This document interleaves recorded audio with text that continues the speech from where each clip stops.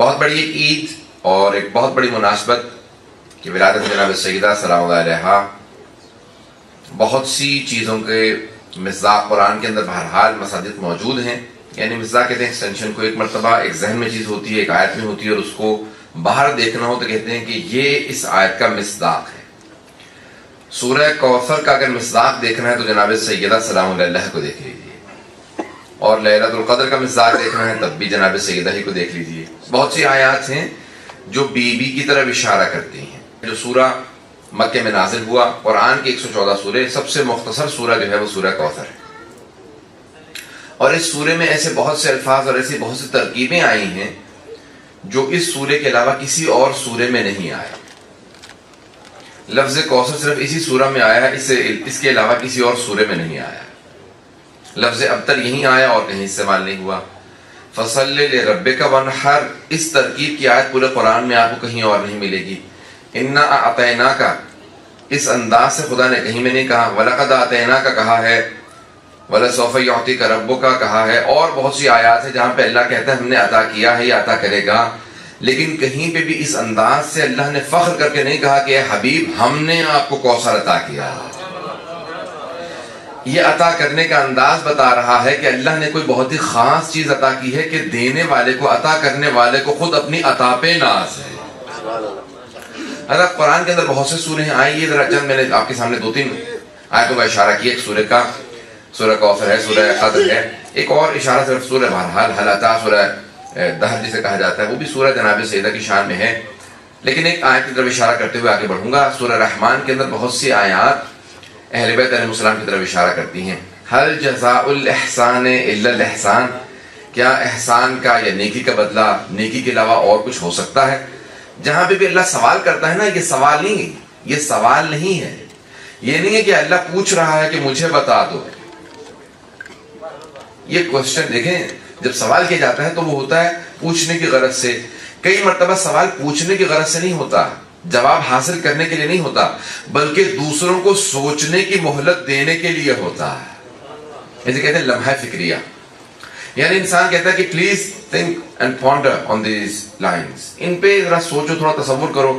جہاں پہ اللہ نے سوال کیا تو وہ جواب کی غرض سے نہیں ہے، بلکہ دوسروں کو سوچنے کی مہلت دینے کے لیے ہے. تم بھی سوچو اس آیت میں کس طرف اشارہ ہے، تو لمحہ فکریہ ہے.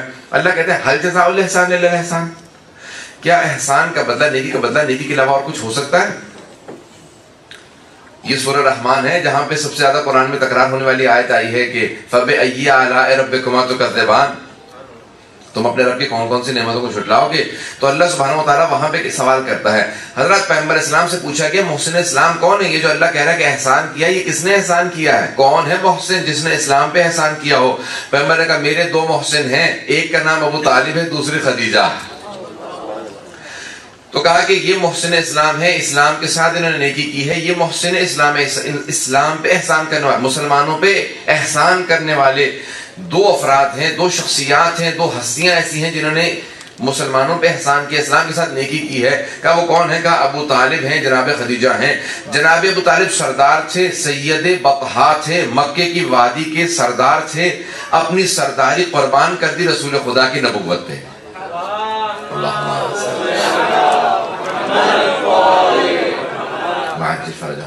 اور جناب خدیجہ ملیکۃ العرب، ملیکۃ العرب کا ان کو لقب دیا گیا تھا. کوئین نہیں تھی، ملکہ نہیں تھی. توجہ ہے میں کہ میرے ساتھ، ملکہ نہیں تھی یعنی عہدے پہ نہیں تھی، لیکن دولت اتنی زیادہ تھی بی بی کے پاس کہ سب لوگ کہتے تھے کسی ملکہ کے پاس کیا دولت ہوگی جو ان کے پاس ہے. تو تجارت کی وجہ سے بی بی کی اتنی دولت تھی کہ ان کو ملیکۃ العرب کہا جاتا تھا کہ عرب میں سب سے زیادہ دولت مند بی بی ہیں، اس لیے ملیکۃ العرب یہ لقب تھا بی بی کا. حضرت اب کیا کیا، ان دونوں نے اپنی ہر چیز کو جناب ختمی مرتبت پہ قربان کر دیا. جناب خدیجہ نے ساری دولت قربان کر دی. اتنی دولت تھی کہ جب بی بی چلتی تھی تو بی بی کی چادر کو پیچھے پکڑ کے چلنے والی بہت سی کنیزیں ساتھ چلا کرتی تھی، کہ یہاں تک کہ عرب کی مستورات کہتی تھی جس کی چادر کو اٹھانے والی اتنی کنیزیں ہیں. آپ سوچئے کہ کتنی دولت مند بی بی ہوں گی. حضرت یہ ہیں جناب خدیجہ الکبریٰ. لیکن جب آخری وقت آیا تو ان کا یہ عالم تھا کہ انہوں نے جناب ختمی مرتبت سے وصیت کی کہ اے رسول خدا مجھے میری اسی پوشاک میں دفنا دیجئے گا، میری اسی پوشاک، میری اس کرتے میں میرے اس لباس میں دفنا دیجیے گا. تو جناب ختم مرتبہ کہتے ہیں درود و سلام و خدیجہ کی ذات پہ کہ جس نے اپنے آخری وقت کے اندر بھی میرا لحاظ رکھا. جانتی تھیں کہ میں شیب ابی طالب میں محصور ہوں, اس وقت دولت ختم ہو چکی ہے, ہم فاقے کر رہے ہیں, پتے کھا کے گزارا کر رہے ہیں. وہ جانتی تھی کفن کے لیے بہت دشواری ہوگی, وصیت کر دی یا رسول خدا میں جانتی ہوں ساری دولت قربان کر چکی ہوں, مجھے میری پوشاک میں دفنا دیجیے گا. پیغمبر جانتے ہیں کہ خدیجہ جانتی ہیں کہ کیا اسلام میں وصیت پہ عمل کرنا واجب اگر مطابق شریعت ہو. جانتی تھی نا کہ پیغمبر کفن نہیں دے پائیں گے, تو کہا کہ مجھے میری پوشاک میں دفن کر دیجئے گا. تو پیغمبر کہتے ہیں میں کبھی بھی نہیں بھول سکتا کہ خدیجہ نے اس حد تک لحاظ رکھا میرے محصول ہونے کا. اور دوسرے جناب ابو طالب ہیں, کہا وہ سردار مکہ تھے لیکن آخری وقت کیسا گزرا. امیر المومنین فرماتے ہیں کہ ان کے پیٹ کی کھال کو دیکھا جا سکتا تھا, اتنی باریک ہو گئی تھی پتے کھا کھا کے, کیونکہ گوشت نہیں. وہ 2 سال 2.5 سال انہوں نے صرف بے انتہا قسم کو صرف پیغمبر کی محبت میں. حضرات میں نے کیوں پیش کیا, مصائب نہیں ہے, صرف 2 یہ 2 محسن اسلام ہیں, جو کچھ تھا قربان کر دیا. اب ان دونوں نے جب سب کچھ قربان کر دیا, اللہ نے آیت نازل کی سورہ رحمان میں, حل جزاء الاحسان الا الاحسان, کیا احسان کا بدلہ, کیا نیکی کا بدلہ سوائے نیکی کے اور کچھ ہو سکتا ہے.